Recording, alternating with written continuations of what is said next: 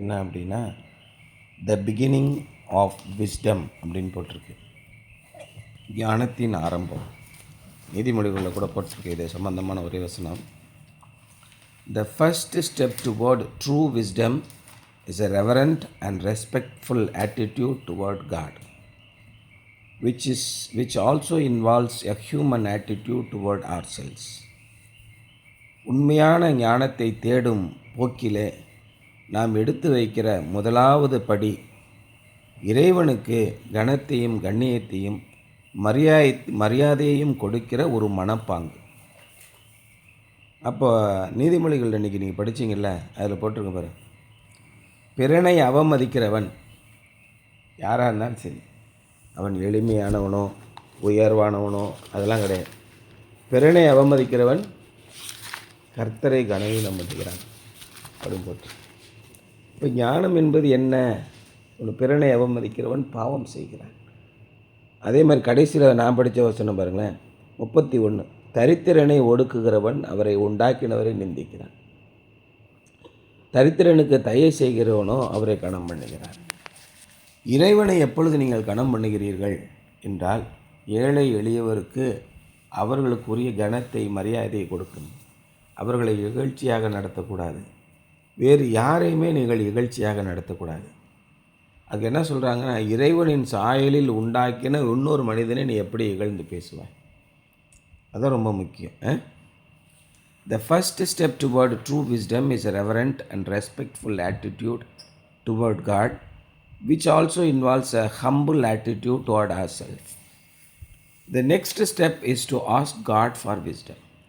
அடுத்த படி என்னென்றால், நம்ம எப்போயும் ரெகுலராக படிக்கிறது யாக்கோபு 1ஆம் அதிகாரம் 5ஆம் வசனம். என்ன மனப்படமாக சொல்லுங்கள் பாப்போம்.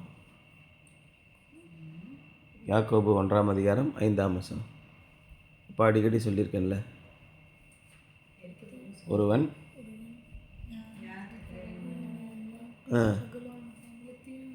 சகலருக்கும் சம்பூர்ணமாய் தரக்கூடியவரும் ஒருவரையும் கடிந்து கொள்ளாதவருமாய் இருக்கிற தேவனிடத்தில் கேட்க கடவுள். அந்த வசனம் தான் போட்டிருக்காரு. The next step is to ask God for wisdom. இரண்டாவது படி என்னவென்றால், இறைவனிடத்தில் போய் ஆண்டவரே எனக்கு ஞானத்தை கொடுங்க என்று கேட்பது. And make diligent use of the means he gives us for securing his wisdom. கொடுத்த உடனே ஆண்டவர் வானத்திலிருந்து ஒரு மூட்டையில் ஞானத்தை கட்டி தொபுக்கடீர்னு போட மாட்டார். அடுத்து என்ன செய்யணும்னு போட்டிருக்காரு, make diligent use of means he gives us for securing his wisdom. அவருடைய ஞானத்தை நாம் பெற்றுக்கொள்வதற்கு, தக்க வைத்துக் கொள்வதற்கு அவர் நமக்கு கொடுக்கிற வழிவகைகளை கண்ணுங்கருத்துமாக உபயோகிப்பது. பல வழிவகைகளை ஆண்டவர் ஏற்படுத்துவார். அந்த வழிவகைகளின் மூலமாகத்தான் நீங்கள் ஞானத்தை பெற்றுக்கொள்ள முடியும். எல்லாரும் இறை வேண்டுதல் செய்யும்போது நம்ம கிறிஸ்தவர்கள் எல்லாருக்கும் கண்மூடித்தனமான ஒரு நம்பிக்கை என்னென்னா, நாம் இறைவனிடத்தில் போய் கேட்டால் இறைவன் வானத்திலிருந்து பலகணிகளை திறந்து தொப்படின்னு ஆசீர்வாதத்தை போடுவார்னு நினைக்கிறான். அப்படி கிடையவே கிடையாது. அவர் வழிவகைகளை உண்டு பண்ணுவார். எங்கிருந்தோ யாரோ ஒருத்தவங்களுக்கு உதவி செய்ய வருவாங்க, யாருன்னே தெரியாது. எங்கிருந்தோ யாரோ ஒரு கதவை திறந்து விடுவாங்க, என்ன நடக்குன்னே தெரியாது. தேவையில்லாமல் அவங்கள ஒரு இடத்துக்கு கூட்டு போயிடுவாங்க, எதுக்குன்னே தெரியாது. நம்ம ஐயர் ஒரு நாள் சொன்னார், ஞாபகத்தில் இருக்கா? அவர் படிக்க இதுக்கு போகும்போது மெட்ராஸில் போய் மிலிட்ரியில் போய் சேர்ந்தார். அப்போ அவர் டெய்லி பைபிள் படிக்கிற பழக்கம் அவருக்கு உண்டு. ஆனால் அவருக்கு மிலிட்ரியில் சேர்க்கணுன்னு எண்ணமே இல்லை. ஒரு வருஷம் அங்கே இருந்துட்டு அதுலேருந்து விலகிட்டார். நான் எதுக்கு மிலிட்ரிக்கு போனேன், எதுக்கு அங்கே இருந்தேன், எதுவுமே எனக்கு புரியலை. ஆனால் பல ஆண்டுகளுக்கு அப்புறம், 20 வருஷத்துக்கு அப்புறம் ஒருத்தர் அண்ணா நீங்கள் டெய்லி பைபிள் படிப்பீங்களேண்ணே, அந்த புத்தகத்தை நான் படித்தேண்ணே, என் வாழ்க்கை இப்படி மாறி போச்சுன்னு சொன்னார். அது மாதிரி ஆண்டவர் வழிவகைகளை உங்களுடைய வாழ்க்கையிலே உருவாக்குவார். நீங்கள் உங்களுடைய கடமையை செய்யுங்க, ஆண்டவர்கிட்ட கேட்டுக்கிட்டே இருங்க. அதுதான் அவர் சொல்கிறார். And make diligent use of the means he gives us for securing his wisdom, especially knowing and doing the word of God. பர்டிகுலரில் என்ன பண்ணணும், தேவனுடைய வார்த்தையை தெரிந்து கொண்டு அதன்படி செய்வது. It is not enough merely to study, we must also obey what God tells us to do. வேத வசனத்தை நாம் தியானிப்பதோடு மட்டுமல்லாமல் நிறைய பேர் என்ன பண்ணுறாங்க, they are reading the Bible. Bible ரீடிங்னு போட்டிருப்பாங்க. ரீடிங்னா என்ன? பைபிள் வாசிக்கிறது. பட் ஸ்டடியிங்னா என்ன இல்லையா? ஸ்டடியிங் அப்படின்னா வேத வசனத்தை தியானிப்பது, ஒவ்வொரு வசனத்தையும் தியானிப்பது இல்லையா? அந்த மாதிரி நீங்கள் செய்யணும் அப்படிங்கிறாரு. பைபிள் ரீடிங் அப்படிங்கிறது பைபிள் ஸ்டடியிங்லேருந்து டிஃப்ரெண்ட்டான ஒரு விஷயம் இல்லையா? அப்படி பைபிள் ஸ்டடியிங் பண்ணால் கூட we must also obey what God tells us to do. ஆண்டவர் எங்கேருந்து நம்மகிட்ட போய் சொல்கிறது? கடவுள் உங்கள்கிட்ட சொல்லிட்டு போவாராக்கா? கடவுள் உங்கள்கிட்ட பேசுகிறாரா? ஞாபகத்தில் இருக்கா? ஏதாவது ஐடியா இருக்கா அதை பற்றி? கடவுள் உங்கள்கிட்ட பேசுவாரா? கடவுள்கிட்ட நீங்கள் பேசியிருக்கீங்களா? அதான் இன்றைக்கி சைக்காட்ரியில் என்ன சொல்கிறாங்க, கடவுள்கிட்ட நீங்கள் பேசுனா அது சப்ளிகேஷன்ஸ், அப்ளிகேஷன்ஸ், ப்ரேயர் அப்படி சொல்கிறாங்க. விண்ணப்பமோ வேண்டுதலோ ஏதோ ஒன்று. கடவுள் உங்கள்கிட்ட பேசினார்னா என்ன அர்த்தம்? அது பைத்தியம், மேனியா அப்படின்னு தான் இன்றைய சைக்காட்ரி வேர்ல்டு சொல்லுது. கடவுள் உங்கள்கிட்ட என்னைக்காவது தப்பு செய்ய சொல்லியிருக்காரா? பைத்தியம் என்ன செய்வான்? தப்பு தானே செய்வான். கடவுளுக்கு பயப்படுறவங்க யாராவது தப்பு செஞ்சுருக்காங்களா? They are all sober minded. அவங்க நல்ல தெளிவான மனநிலையில் தான் இருக்காங்க. அதான் வித்தியாசம். இறைவன் உங்களுடைய மனதிலே பேசும்போது அது வித்தியாசமான ஒரு அனுபவத்தை உங்களுக்கு கொடுக்கும். அவர் சொல்வதின்படி செய்யுங்கள். as we walk by faith not by sight, நாம் விசுவாசத்தினாலே நடக்கும்போது we discover the wisdom of God in everyday things of life. நாம் தேவனுடைய சித்தத்தின்படி அவருடைய ஞானத்திலே நாம் நடக்கும்போது அன்றாட வாழ்க்கையில் நடக்கிற ஒவ்வொரு காரியத்திலையும் தேவனுடைய ஞானம் இருப்பதை நம்மால் பார்க்க முடியும். நம்முடைய வாழ்க்கையிலே தேவனுடைய ஞானம் இருப்பதை மற்றவர்களும் பார்ப்பார்கள். இதுதான் ரொம்ப முக்கியம். நீங்கள் தேவனுடைய பாதையிலே அவருடைய சித்தத்தின்படி நடக்கிறீர்களா, அவர் சொல்வதின்படி நடக்கிறீர்களா என்பது ரொம்ப ரொம்ப முக்கியமான ஒரு விஷயம்.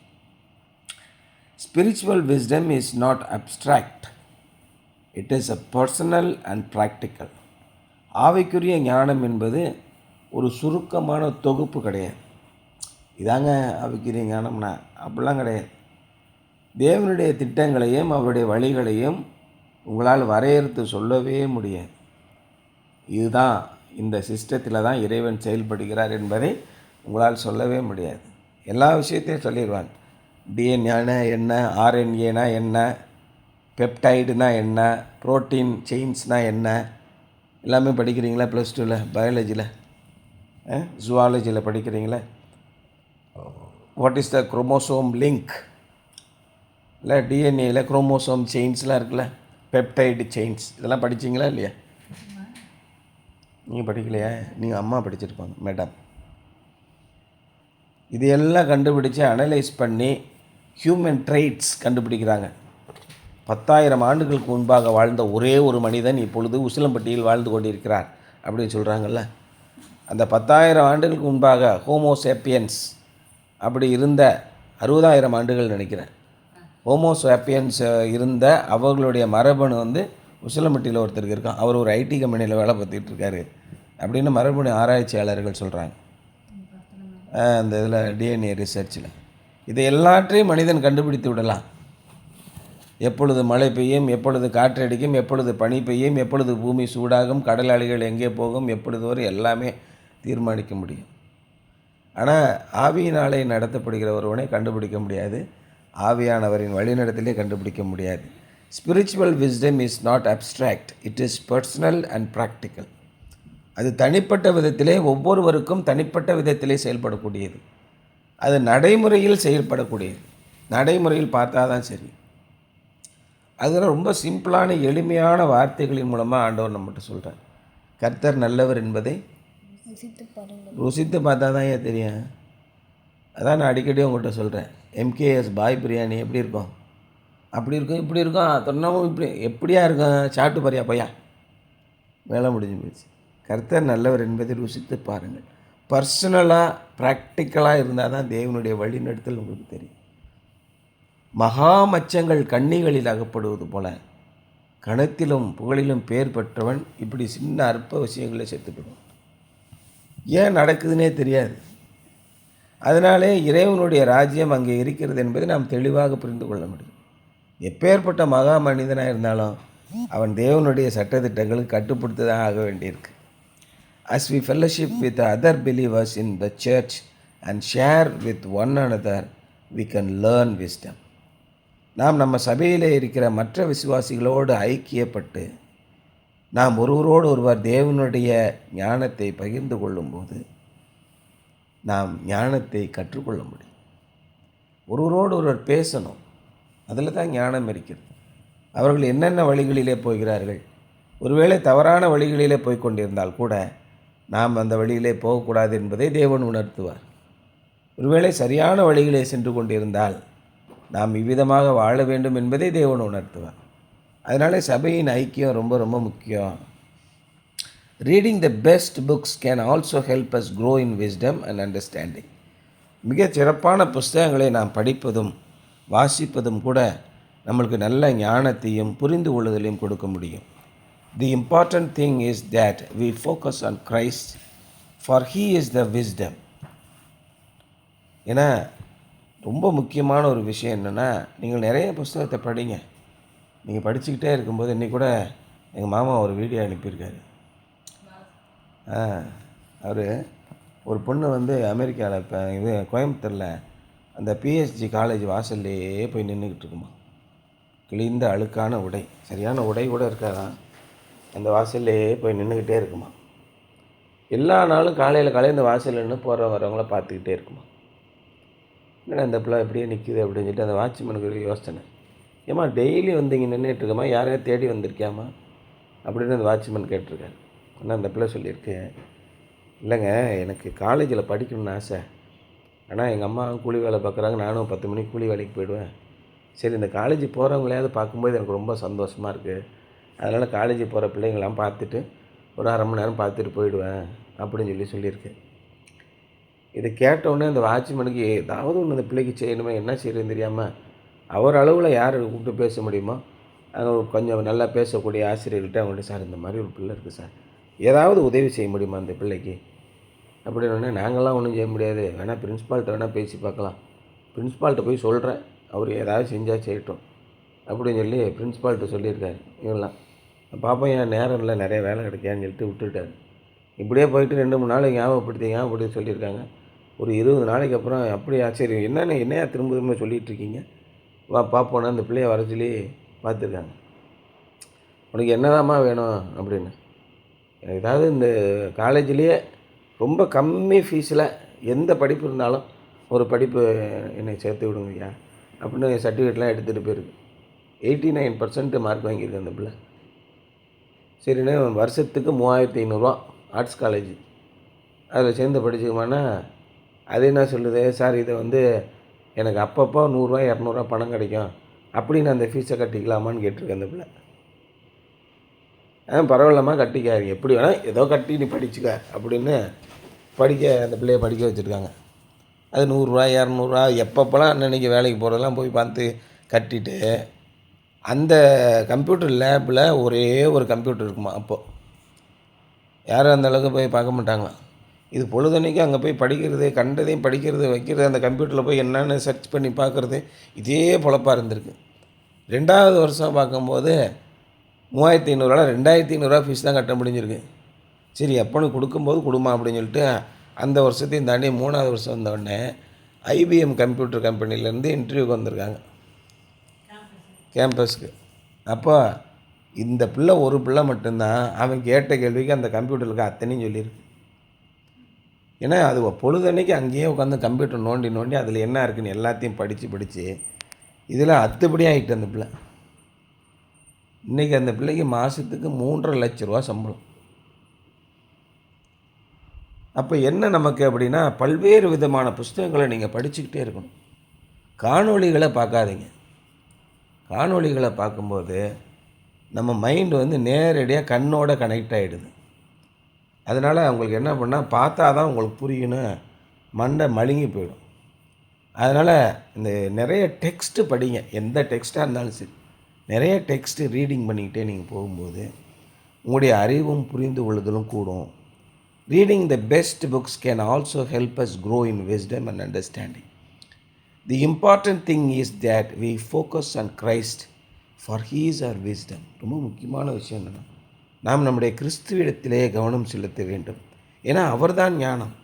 நீதிமொழிகளில் பார்த்தா தெரியும், அவர் போட்டிருப்பார், அவர் பூமியை படைக்கிலே நான் அவர் அருகே செல்ல பிள்ளையாக இருந்தேன் அப்படின்னு போட்டிருக்கோம். அதான் ரொம்ப முக்கியமான விஷயம். And in him are hidden all the treasures of wisdom and knowledge. அவருக்குள்ளே சகல ஞானமும் அடங்கி இருக்கு, பொக்கிஷங்களும் அடங்கி இருக்கிறது. அதான் சொல்கிறார் கொலோசியன்ஸில், அவருக்குள்ளே சகல ஞான பொக்கிஷங்களும் அடங்கி இருக்கின்றன. அவர்கிட்ட இல்லாத விஷயங்களே இல்லை. அப்படியா, சரி அவர்கிட்ட வந்து 2 வாங்கிட்டு வந்து கொடுங்க சார் பார்ப்போம். அப்போ நீங்கள் என்ன பண்ணணும், ஒருவன் ஞானத்தில் குறைவாக இருந்தால் உங்கள் சர்ச்சு பாஸ்டர் இடத்துல போய் ஞானத்தில் நிறைந்திருக்கிற தேவனிடத்தில் வாங்கிட்டு வர சொல்லுங்கள் அப்படிலாம் போடல. அவனே நேரடியாக போய் கேட்கணும். ஒவ்வொரு மனிதனுக்கும் இறைவனோடு தொடர்புண்டு. இன்றைக்கி இந்து கோயில்களில் போய் ஜெபம் பண்ணிங்கன்னா என்ன அர்த்தம், அங்கேருந்து ஐயர் வருவார், சமஸ்கிருத மொழியில் இந்த மாதிரி ஒருத்தன் வந்து நிற்கிறான், அவனுடைய வேண்டுதல்களை நீ கேட்டு அவனுக்கு அருள் புரிவாயாக அப்படின்னு சொல்லி அவர் சமஸ்கிருதத்திலே வேத பாடங்களை சொல்கிறார். அதே மாதிரி ரோமன் கத்தோலிக்க சர்ச்சில் ஒரு திரை இருக்கும், அதுக்கு பின்னாடி இன்னும் மன்னிப்பு பாவ அறிக்கை பண்ணுவாங்க. உடனே அந்த போதகர் சாமியார் போய் இறைவனிடத்திலே வேண்டுதல் செய்வார். இந்த மாதிரி ஒரு பாவி வந்திருக்கான், அந்த பாவத்தை மன்னித்து அவனை அனுப்பிச்சி விடுன்னு. இந்த வேலையெல்லாம் ஆண்டவர் இயேசு கிறிஸ்து தம்முடைய சிலுவையின் மூலமாக 2ஆக கிழித்து விட்டார். தேவாலயத்தின் திரைச்சீலை மேலிருந்து கீழாக 2ஆக கிழிந்ததுன்னு இருக்கும். அப்போ நீங்கள் நேரடியாக இறைவனிடத்திலே போய் and in him are hidden all the treasures of wisdom and knowledge. அவருக்குள்ளே சகல ஞானமும் இருக்கிறது. ஒரு ஞானத்திலே குறைவுள்ளவனாக இருந்தால் நீங்கள் தேவனிடத்திலே போய் கேளுங்கள். The better we know Christ and the more we become like him. இயேசு கிறிஸ்துவை நாம் இன்னும் அதிகமாக அறிந்து கொண்டு இன்னும் அவரை போல அதிகமாக மாறி வரும்போது the more we will walk in wisdom and understand the will of God. நாம் அதிகமாக தேவனுடைய ஞானத்திலே நடந்து அவருடைய விருப்பம், அவருடைய சித்தம் என்ன என்பதை நாம் புரிந்து கொள்வோம். இறைவனுடைய சித்தத்தின்படி நடப்பது மாத்திரம்தான் நம்முடைய வாழ்க்கையின் லட்சியம், நோக்கம். நம்ம இஷ்டப்படி அரைகுறை உடைகளை போட்டுக்கொண்டு ரீல்ஸ் போட்டு உலகத்திலே நான் இப்படி தான் வாழ்கிறேன் அப்படின்னு காண்பிக்கிறதுல எந்த அர்த்தமும் இல்லை. எல்லா கிறிஸ்தவருடைய நோக்கமும் எப்படி இருக்குது, ஒரு பெரிய கார் வாங்கணும், அதை காரேஜில் கொண்டு போய் நிப்பாட்டணும், ஞாயிற்றுக்கிழமை மட்டும் நான் காரில் வரேன்னு காட்டணும், ஆடம்பரமான ஆடைகளை, மற்றவர்களை கவர்ந்து இழுக்கக்கூடிய ஆடைகளை போட்டு நான் உன்னதமான நிலையில் இருக்கிறேன் என்று பகட்டு ஆடம்பரம் இதை காட்டிக்கொள்வது, வீடுகளை கட்டுவது, மாட மாளிகைகளை கட்டுவது, அப்படி இருக்கேன் இப்படி இருக்கேன்னு நகைகளை அள்ளி போட்டு கொண்டு வருவது, இது தேவனுடைய சித்தம் அல்ல. இது தேவனுடைய சித்தத்தின்படி வாழ்கிற வாழ்க்கையும் அல்ல. என்ன உங்கள் பார்க்கும்போது வித்தியாசம் தெரியுதா? ஒவ்வொருத்தரும் எப்படி இன்ஸ்டாகிராமில் வாழ்கிறாங்கன்றதை பாருங்கள். நாம் அப்படி வாழக்கூடாது.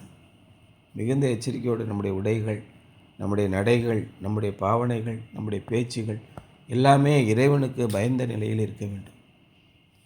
ஏன்னா மகாபெரிய தேவன் நம்மளை இவ்வளவு தூரம் வழி நடத்தி வந்திருக்கிறார். அவருக்கு நம்ம சகல மரியாதையும் கொடுக்க வேண்டும், கண்ணியத்தை கொடுக்க வேண்டும். நம்மளை யாராவது திட்டாங்கன்னா அது தேவனை திட்டுகிற மாதிரி. அதனாலே பயந்து அவருடைய ஞானத்தின்படி நீங்கள் நடக்க வேண்டும். The better we know Christ and the more we become like him, the more we will walk in the wisdom and understand the will of God. Something to ponder. In what ways is personal pride a potential barrier for your own accumulation of spiritual wisdom? நம்மை நாமே தனிப்பட்ட விதத்திலே பெருமையாக கருதி கொண்டு நான் அழகானவன், நான் ஆடம்பரமானவன், நான் உயர்ந்த நிலையில் வாழ்கிறவன், நான் உயர்ந்த ஜாதியை கொண்டவன், இப்படியெல்லாம் நினைத்து கொண்டு கிறிஸ்தவ நாடார்கள் குறிப்பாக நல்லா யோசனை பண்ணிக்கோங்க. வெறி கொண்டவனாக இருக்கான் ஒருத்தனும். கேட்டால் ரசிக்கப்பட்டுட்டேன்னு சொல்கிறான். ஆனால் சாதி வெறி பிடிச்ச நாய்ங்களாக தான் இருக்காங்க. ஒருத்தன் கூட மிக மோசமான நிலையில் இருக்காங்க. தன்னைத்தான் உயர்த்துகிற எவனும் தாழ்த்தப்படுவான். உங்களுடைய தனிப்பட்ட பெருமை தேவனுடைய ஆவிக்குரிய ஞானத்தை பெற்று அதிகமாக சேர்த்து கொள்வதில் இருந்து உங்களை எந்தெந்த வகைகளிலெல்லாம் தடுத்து நிறுத்துகிறது. பிறனை நான் உயர்ந்தவன் என்று சொல்லும் போதே பல பேரை நீங்கள் உங்களை விட தாழ்வானவர்கள் என்று கருதுகிறீர்கள் என்பதுதான் அர்த்தம். அதான் இன்றைக்கி நீதிமொழிகள் நம்ம படித்தோம். பிறனை அவமதிக்கிறவன் பாவம் செய்கிறான். இது தேவனுடைய வசனம். இது தேவனுடைய வசனம் என்று நம்புகிறீர்களா? அப்போனா நிச்சயம் அது தேவனுடைய சித்தம். பிறனை நீங்கள் அவமதிக்கக்கூடாது. நீ உயர்ந்த ஜாதி என்று சொல்லும்போது அடுத்தவனை எல்லாம் தாழ்ந்த ஜாதி என்று சொல்கிறாயா? அதான விஷயம். இப்போ தேவனுக்கு விரோதமாக பாவம் செய்கிறீர்கள். தமிழ் மொழியில் நல்லா சொல்லியிருக்கு, சாதி இரண்டொழிய சாற்றுங்கால் வேறில்லை. கொடுக்கிறவன் உயர்ந்த ஜாதி, கொடாமல் இருக்கிறவன் தாழ்ந்த ஜாதி. நல்ல குணமுடையவன் உயர்ந்த ஜாதி, குணமில்லாதவன் தாழ்ந்த ஜாதி. எவனெல்லாம் கீழ்த்தரமான எண்ணங்களையும் சிந்தனைகளையும் குணத்தையும் விடாதிருக்கிறானோ அவன் தாழ்ந்த ஜாதி. அவனோடு எவ்விதத்திலும் தொடர்பு கொள்ளாதீர்கள். பவுலாத்தான் சொல்கிறார், ஒருவன் தேவனுடைய வசனத்தை விட்டு கீழ்ப்படியவில்லை என்றால் நீங்கள் அவனிடத்தில் எந்த விதத்தில் சம்பந்தம் கலவாதீங்க. ஆனாலும் அவனை பகைங்கனாக எண்ணாமல் அவனை ஓரளவுக்கு ஒதுக்கி வைங்க அப்படின்னு போட்டிருக்கு. இதை மட்டும் நீங்கள் மனசில் வச்சுக்கோங்க. தேவனுடைய சித்தத்தின்படி நடக்கிறவர்கள் ஞானம் உள்ளவர்கள், நல்ல இருதயம் உள்ளவர்களாக இருப்பார்கள். நமது சபையிலே இதை வைத்தே நீங்கள் ஆட்களை அடையாளம் கண்டுகொள்ளலாம். யார் இடத்துல பேசக்கூடாது, சபையை அழிக்க நினைக்கிறவர்கள், இறைவனுடைய சித்தத்தின்படி நடவாமல் எதிர்மறையாக நடக்கிறவர்களோடு நீங்கள் பேச வேண்டாம். இதான் அவர் சொல்கிறார். இதான் இன்றைய சிந்தனை, த பிகினிங் ஆஃப் விஸ்டம். சரியா?